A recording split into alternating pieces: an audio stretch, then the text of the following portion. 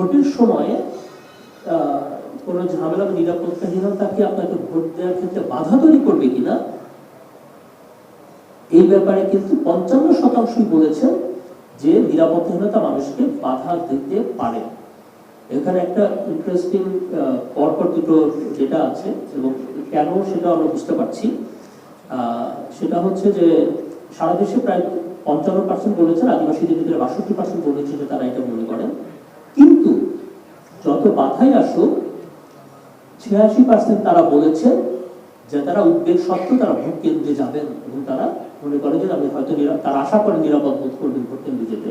অর্থাৎ যদিও 55% বলেছেন তারা মনে করে যে বাধা তৈরি হতে পারে, বাট 86% বলছেন আমি ওই বাধাটা আমাকে ভোট কেন্দ্র থেকে আমাকে বিরত রাখার জন্য না। এই যে এত দীর্ঘদিন পরে একটা ভোট হচ্ছে, আমি ভোটটা বুঝলাম কি বুঝলাম না, জানলাম কি জানলাম না চাইতেও ভোট দেওয়ার ব্যাপারে মানুষের আগ্রহ যে অনেক, এই রেজাল্টটা সেটাই বলছে।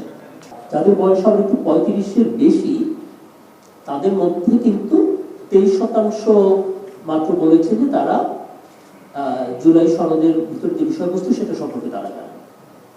আর যাদের বয়স 18 থেকে 35 তাদের হার আবার প্রায় 46। তার মানে যারা ইয়াং নতুন প্রজন্ম তাদের মধ্যে অপেক্ষাকৃতভাবে জুলাই সনদ সম্পর্কে ধারণাটা অনেক বেশি। এই পুরো নির্বাচনের সামনে আমরা দাঁড়িয়ে আছি, তিনি আমরা নির্বাচনের সামনে এসেছি কিন্তু জুলাই আন্দোলনের প্রেক্ষিতে।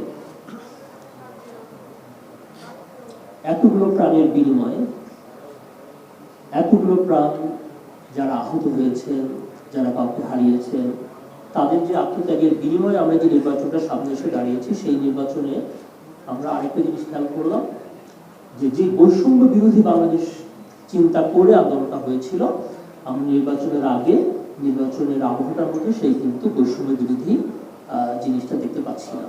সেখানে একটা কিঞ্চিত মানুষের জানা, সেটা গ্রামের হোক, শহরের হোক, বয়সের হোক, তার শিক্ষাগত সামাজিক পরিচয়টা কিন্তু তাকে কতটা গণতান্ত্রিক বোধ করছে, কতটা ইনক্লুসিভ বোধ করছে, কতটা সে ইনফর্ম বোধ করছে, সেই বিষয়গুলোর মধ্যে একটা ভাগ আছে। দ্বিতীয়ত হচ্ছে আমরা দেখতে পাচ্ছি আমরা অনেকটাই না জেনে না বুঝে একটা ভোটের দিকে আমরা যাচ্ছি। এখন এসে আর মনে করি না যে জেনে বুঝে ভোট করবার মতন আর সময় আমাদের হাতে আছে। তো সরকারের কাছে আমাদের একটাই প্রত্যাশা থাকবে এই মুহূর্তে যে আপনাদের এই মুহূর্তে ন্যূনতম মানদণ্ড হওয়া উচিত অ্যাটলিস্ট অন্তর্ভুক্তি আর নিরাপত্তাটা একটা বিষয় করে আর কি। যেহেতু আমরা জেনে বুঝে বিষয়টা করতে পারেননি, ওই ব্যর্থতাটা ছিল, অ্যাটলিস্ট অন্তর্ভুক্তি আর নিরাপত্তাটা যেন করা যায়।